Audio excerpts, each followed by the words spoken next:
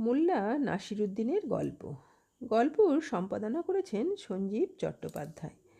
আজকের গল্প মোল্লা ও ভিখারি। নাসিরুদ্দিন একদিন বাড়ির ছাদে দাঁড়িয়ে বাড়ির কথাই ভাবছিলেন। কি করলে বাড়িখানি আরও বড় করা যায়।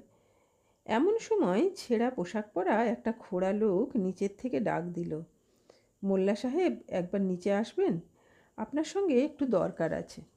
মোল্লা ভাবলেন নিশ্চয়ই কোনো দাও মারা যাবে।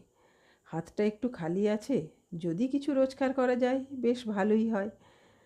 তিনি লাভের আশায় কোনো কিছু না ভেবে তত্তর করে নিচে নেমে এলেন।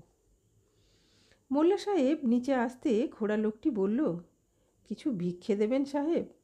পায়ের জন্য হাঁটতে পারছি না, বাড়িতে ছেলেমেয়েরা উপসে দিন কাটাচ্ছে, যদি সামান্য কিছু দেন তাহলে খুব উপকার হয়।